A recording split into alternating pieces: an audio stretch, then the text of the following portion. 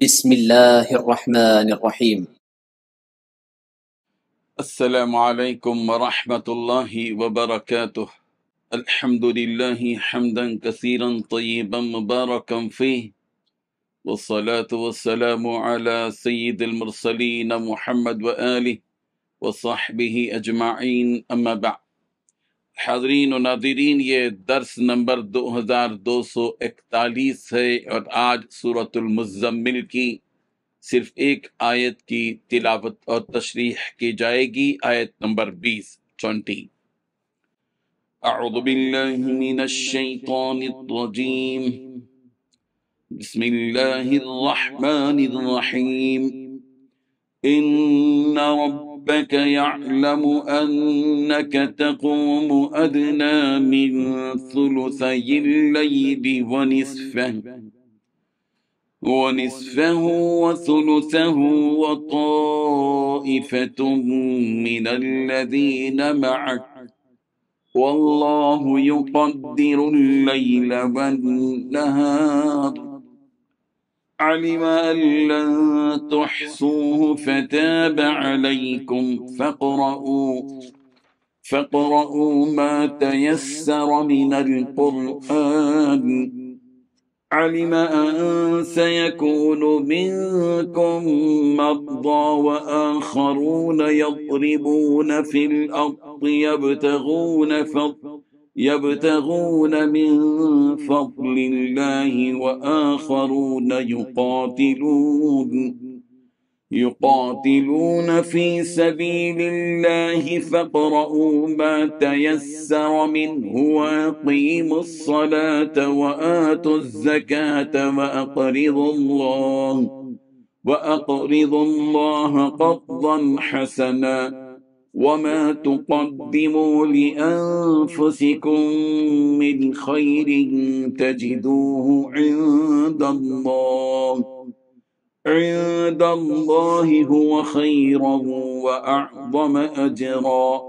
واستغفروا الله إن الله غفور رحيم صدق اللہ العظیم۔ لفظی ترجمہ یوں ہے، ان ربک یقیناً آپ کا رب، یعلم جانتا ہی، انک بے شک آپ، تقوم قیام کرتے ہیں، ادنا من ثلثی اللیل 2/3 رات کے قریب، ونصفہ اور نصف رات، وثلثہ اور 1/3 رات، وطائفۃ من الذین معک اور ایک گروہ ان لوگوں میں سے جو آپ کے ساتھ ہیں، واللہ یقدر اور اللہ اندازہ کرتا ہے، اللیل رات، والنہار اور دن کا، علم اس نے جان لیا، اللہ تحصوہ یہ کہ ہرگز نہیں تم نبھا سکو گے اس کا، فتابا لہذا اس نے توجہ کی، علیکم تم پر، فقرؤ چنانچہ تم پڑھو، ما تیسر من القرآن قرآن سے جو آسان ہو، علم اس نے جان لیا، ان سیکون منکم بلا شبہ ضرور ہوں گے کچھ تم میں سے، مرضاں بیمار، وآخرون اور دوسرے، یضربون وہ چلیں گے، فی الارض زمین میں، یبتغون تلاش کریں گے، من فضل اللہ اللہ کا فضل، وآخرون اور دوسرے، یقاتلون وہ لڑیں گے، فی سبیل اللہ اللہ کی راہ میں، فقرؤ تو تم پڑھو، ما جو تیسرا آسان ہو، منہ اس سے، واقیموا الصلاۃ اور قائم کرو نماز، وآتوا الزکاۃ اور دو تم زکوٰۃ، وَأَقْرِضُوا اللَّهَ اور تم قرض دو اللہ کو، قرضاً حسنا قرض حسن، وما تقدموا اور جو کچھ تم آگے بھیجو گے، لأنفسکم اپنے نفسوں کے لیے، من خیرین کوئی بھلائی، تجدوہ تم پاؤ گے، عند اللہ اللہ کے پاس، ہوا وہ خیرن بہت بہتر ہوگا، وأعظم اور اجرا اور بہت زیادہ اجر میں، واستغفر اللہ تم بخشش مانگو اللہ سے، ان اللہ بے شک اللہ غفور بہت بخشنے والا، رحیم نہایت رحم کرنے والا ہے۔ ترجمہ یوں ہے، پیغمبر تمہارا پروردگار جانتا ہے کہ تم 2/3 رات کے قریب اور کبھی آدھی رات اور کبھی 1/3 رات تہجد کی نماز کے لیے کھڑے ہو جاتے ہو، اور تمہارے ساتھیوں میں سے بھی ایک جماعت ایسا ہی کرتی ہے، اور رات اور دن کی ٹھیک ٹھیک مقدار اللہ ہی مقرر فرماتا ہے، اسے معلوم ہے کہ تم اس کا ٹھیک حساب نہیں رکھ سکو گے، اس لیے اس نے تم پر عنایت فرما دی ہے۔ اب تم اتنا قرآن پڑھ لیا کرو جتنا آسان ہو۔ اللہ کو علم ہے کہ تم میں کچھ لوگ بیمار ہوں گے اور کچھ دوسرے ایسے ہوں گے جو اللہ کا فضل تلاش کرنے کے لیے زمین میں سفر کر رہے ہوں گے، اور کچھ ایسے جو اللہ کے راستے میں جنگ کر رہے ہوں گے، لہذا تم اس قرآن میں سے اتنا ہی پڑھ لیا کرو جتنا آسان ہو، اور نماز قائم کرو اور زکوٰۃ ادا کرو اور اللہ کو قرض دو، اچھا والا قرض، اور تم اپنے آپ کے لیے جو بھلائی بھی آگے بھیجو گے اسے اللہ کے پاس جا کر اس طرح پاؤ گے کہ وہ کہیں بہتر حالت میں اور بڑے زبردست ثواب کی شکل میں موجود ہے۔ اور اللہ سے مغفرت مانگتے رہو، یقین رکھو کہ اللہ بہت بخشنے والا، بہت مہربان ہے۔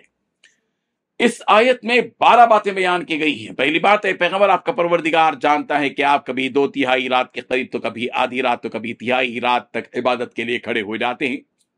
دوسری بات، آپ کے ساتھیوں میں سے بھی ایک جماعت ایسا ہی کیا کرتی ہے۔ تیسری بات، رات اور دن کی مقدار ٹھیک ٹھیک اللہ تعالیٰ ہی مقرر کرتا ہے۔ چوتھی بات، اسے معلوم ہے کہ تم اس کا حساب ٹھیک طرح سے نہیں رکھ سکو گے، اس لیے اس نے تم پر عنایت فرما دی ہے۔ پانچویں بات، اب آپ اتنا قرآن پڑھ لیا کرو جتنا آپ سے آسانی سے ہو سکے۔ چھٹی بات، اللہ تعالیٰ کو معلوم ہے کہ تم میں سے کچھ بیمار ہوں گے، تو کچھ ایسے بھی ہوں گے جو اللہ کا فضل تلاش کرنے کے لیے زمین میں سفر کر رہے ہوں گے۔ ساتویں بات، کچھ ایسے بھی ہوں گے جو اللہ کے راستے میں جنگ کر رہے ہوں گے۔ آٹھویں بات، لہٰذا آپ اس قرآن میں سے اتنا ہی پڑھ لیا کیجیے جتنا آپ سے آسانی سے ہو سکے۔ نویں بات، نماز قائم کرو، زکوٰۃ ادا کرو اور اللہ تعالیٰ کو اچھا قرض دو۔ دسویں بات، تم لوگ اپنے آپ کے لیے جو بھلائی بھی آگے بھیجو گے اسے اللہ کے پاس جا کر اس طرح پاؤ گے کہ وہ کہیں بہتر حالت میں اور بڑے زبردست ثواب کی شکل میں موجود ہے۔ 11ویں بات، اللہ تعالیٰ سے مغفرت مانگتے رہو۔ 12ویں بات، یقین رکھو اللہ تعالیٰ بہت بخشنے والا، بڑا مہربان۔